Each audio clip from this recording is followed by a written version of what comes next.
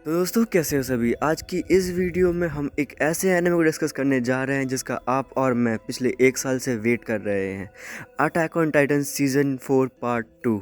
और इस वीडियो में डिस्कस करने जा रहे हैं उसके एपिसोड नंबर 1 को, या फिर अटैक ऑन टाइटन के एपिसोड नंबर 76 को। तो मैं ये उम्मीद करता हूँ कि आप सभी ने पिछले सारे सीज़न देख के रखे होंगे, नहीं तो फिर ये वीडियो आपकी किसी काम की नहीं होगी, आपको कुछ समझ में आने ही नहीं वाला इसके अंदर। और वैसे मेरी आवाज़ आपको काफ़ी समय बाद सुनने को मिली होगी, तो फिर मैं उम्मीद ही करता हूँ कि आपको मेरी आवाज़ सुन के अच्छा ही लगा हो। और अब हम बिना समय बर्बाद करे अपनी मेन वीडियो के अंदर जाते हैं इस इंट्रो के बाद। Push myself to my limits, I'm in it to win it. Forget the beginning, it's now that you're living. Don't be forgiven, don't fear what you're missing. The mind like a killer, you need to be driven. 10 steps ahead, you prepared in the head? Think this shit through or just wing it instead? I'm tired of working so hard for this bread. I'm hungry as fucking fucked up in the head. I'm sick of these lazy bums, they all get nothing done. Waiting to have someone take care of everyone. I don't need anyone, this shit ain't any fun. It takes hard work to make yourself a penny, son. तो जैसा कि हम पिछले season के अंदर देख चुके हैं, ज़ीक ने एक सुसाइडल अटैक दिया था कैप्टन लीवाई के ऊपर, और कैप्टन लीवाई ने एक थंडर स्पीयर एक्सप्लोजन को सहन किया था। और उसके बाद में जो हांजी होती है उसको कैप्टन लीवाई के साथ में दिखाया जाता है। कैप्टन लीवाई की ऐसी हालत देख के हांजी तो काफ़ी दुखी होती है, लेकिन फ्लॉश और बाकी के जो लोग होते हैं उनको काफ़ी खुशी होती है कि उनके बीच का सबसे बड़ा कांटा जो है वो अब मर चुका है। लेकिन उनको अभी भी यकीन नहीं हुआ था कि वो सच में मर चुका है, और हांजी के बोलने के बाद भी वो लोग रिक्वेस्ट करते हैं कि वो कैप्टन लीवाई की पल्स को चेक करना चाहते हैं। और वहीं पर एक टाइटन होता है, इसके अंदर से काफ़ी धुआं निकल रहा होता है, और जब वो लोग बात कर रहे होते हैं तो उस बात के दौरान पे उसके अंदर से धुआं होता है, उसकी रफ्तार बढ़ जाती है। सभी लोग अलर्ट हो जाते हैं क्योंकि उनको लगता है कि अब कुछ गड़बड़ हो सकती है। लेकिन जैसे ही वो धुआं हटता है उसके अंदर से ज़ीक निकल के बाहर आता है। फ्लॉश और बाकी के लोग चैन की सांस लेते हैं। इसी का फ़ायदा उठाते हुए हांजी कैप्टन लीवाई को लेकर नदी के अंदर कूद जाती है और बहते हुए कहीं और जाने लग जाती है। फ्लॉश कुछ साथी इसको शूट करते हुए इसका पीछा करते हुए जा रहे होते हैं। एक जैसे ही बाहर आता है उसको कुछ भी आइडिया नहीं होता है कि उस जगह पे क्या चल रहा होता है। फ्लॉश जैसे ही उससे पूछता है कि तुम्हारे साथ में क्या हुआ था, तुमने क्या किया था, तो ज़ीक बोलता है कि उसको कुछ भी याद नहीं है ठीक से, बस उसको इतना पता है कि जब वो सोया हुआ था, यानी कि उसकी बॉडी जब चोट में थी और वो मरने वाला था, उस समय पे एक लड़की थी जो कि उसको हील कर रही थी, और वो किसी एक वियर्ड सी जगह पे था। ज़ीक बोलता है कि ऑफ कोर्स वो पाथ के ऊपर था। ज़ीक से पूछता है कि जो लोग टाइटन में बदले हैं वो क्या ज़ीक के ऑर्डर में बदले हैं, और ज़ीक बोलता है कि हाँ, और अब वो जा चुके हैं, उनको वापस नहीं लाया जा सकता है।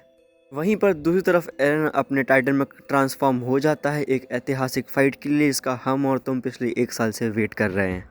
बिल्डिंग में जितने भी लोग होते हैं वो काफ़ी डर जाते हैं और समझ जाते हैं कि अभी बहुत बड़ी लड़ाई होने वाली है। वहाँ पर सभी सोल्जर्स को एयर फोर्सेस के थ्रू वॉर में उतारा जा रहा होता है उनकी नेसेसिटीज़ के साथ में, यानी कि जितने भी हथियार वगैरह हैं उनको एक कार्गो के साथ में नीचे उतारा जा रहा होता है। वहीं पर जो गैलियार्ड होता है अपने जॉ टाइटन के साथ में हमला करने के लिए आगे आता है। पीक गेवी के साथ होती है और गेवी बोलती है मैं यहाँ से जाना चाहिए। पीक गैलियार्ड को सिग्नल करती है अपना हाथ दिखाते हुए, लेकिन गैलियार्ड उसको ट्रांसफॉर्म करने के लिए उसका हाथ ही काट देता है। पीक दर्द के मारे बिल्डिंग से कूद जाती है और ट्रांसफॉर्म होकर वापस आती है। गैबी को अपने मुंह में दबाते हुए पीक वापस सोल्जर्स के पास जाती है। वहीं येलिना जो होती है वो एरन को फाइट करने से रोकती है, क्योंकि वो जानती है अगर उसने फाइट करी तो उसको काफ़ी बड़ा रिस्क होगा। येलिना एरन को बोलती है कि फ़ाइट करने से बेटर है तुम अपने टाइटन से बाहर आ जाओ, हम तुम्हें एक ऐसी सुरक्षित जगह पे लेके जाएंगे जहाँ पे तुम्हारे वॉर हैमर टाइटन की एबिलिटीज़ है, उसके थ्रू हम लोग फाइट करेंगे। एरन येलिना को कम्प्लीटली इग्नोर करते हुए वहाँ से चला जाता है। येलिना सभी को ऑल आउट अटैक करने के लिए बोलती है। वहीं पर जो राइनर होता है वो भी ट्रांसफॉर्म होता है और हमारी ऐतिहासिक फ़ाइट शुरू होती है। गैबी को मैगथ के पास छोड़ने के टाइम पर बताती है कि जो फैल्को है वो अभी भी उस बिल्डिंग के अंदर है उन लोगों के साथ में जिनको फ्लूइड इंजेस्ट करवा दिया गया था, और जो अपना फैल्को है उसने भी फ्लूइड को इंजेस्ट कर लिया था। जो पीक समझ नहीं पा रही होती है वो ये होता है कि अगर उनके पास में फाउंडिंग टाइटन आ चुका है तो वो रुके क्यों हैं, वो हमला क्यों नहीं कर रहे हैं, अपनी एबिलिटीज़ का यूज़ क्यों नहीं कर रहे हैं। तभी जो गैबी होती है वो बताती है कि उसने ज़ीक को ऐसा बोलते हुए सुना था कि अब उनके पास में रॉयल ब्लड भी है और फाउंडिंग टाइटन भी है, जिस कारण से वो अब अपने प्लान को एग्जीक्यूट कर सकते हैं। जिसका सरल भाषा में ये मतलब हुआ कि फाउंडिंग टाइटन की एबिलिटीज़ को यूज़ करने के लिए उनको रॉयल ब्लड चाहिए। ये सुनने के बाद में पीक बोलती है कि शायद से इसी कारण से जो ज़ीक है वो अपने आप को स्पेशल बताता है। इसके बाद में जो पीक होती है वो अपने कैनन को टांग लेती है कंधे के ऊपर और वॉर के लिए जा रही होती है। वहीं पर फिर एरन को दिखाया जाता है जो कि भारी पड़ रहा होता है राइनर के ऊपर। जब एरन को मारने ही वाला होता है तभी अपने जॉ डेडन की एंट्री होती है और एरन अपने वॉर हैमर डेडन की एबिलिटीज़ को यूज़ करके दोनों से एक साथ फाइट कर रहा होता है और फिर भी जीत रहा होता है। एरन की हेल्प करने के लिए और भी लोग आते हैं, लेकिन इससे पहले कि एरन की वो हेल्प कर पाते, पीक के ऊपर जो कैनन रखी होती है मैगस उसको शूट करता है और एरन को हेडशॉट पड़ता है। इसके बाद में जो अपना जॉ डेडन होता है वो फिर से हमला करने की कोशिश करता है, लेकिन एरन फिर भी नहीं हारा हुआ होता है और अपने एबिलिटीज़ का यूज़ करके एक बाइक बाहर निकालता है और कार टाइटन को फिर से टांग देता है। इसको देखने के बाद में मैगस फिर से एक और बुलेट शूट करता है और यहीं पर एक और हेडशॉट। एरन ये नहीं समझ पाता है कि मारले वालों के अंदर इतनी हिम्मत कैसे आ गई कि उन लोगों ने एक ऑल आउट अटैक दिया है। राइनर उसके बाद में बाहर निकल के आता है और उसी के स्पाइक से उसी की चेस्ट में घुसा के उसको बोलता है कि रुक जाओ एरन, तुम ये बहुत गलत काम कर रहे हो। वहीं पर दूसरी तरफ में पोपॉन को दिखाया जाता है आर्मीन और बाकी लोगों के साथ में, जो कि उनको छोड़ने के लिए वहाँ पे गया हुआ होता है। वो लोगों को ये समझाने की कोशिश करता है कि इसमें उसका कोई हाथ नहीं था, यहाँ तक कि उसको येलेना के प्लान के बारे में पता भी नहीं था। बाहर निकलने के बाद में कॉनी सबसे पहले उसका गला पकड़ता है और उसको टांग देता है, उसकी एक भी बात नहीं सुनता है। वहीं पर जो आर्मीन होता है वो उन लोगों को उसकी बात को ध्यान से सुनने के लिए बोलता है। ओनिया को पोपॉन अपने आप को जस्टिफाई करता है, आर्मीन उसका बिलीव भी कर लेता है, लेकिन उसके अलावा कोई और उसका बिलीव नहीं करता है।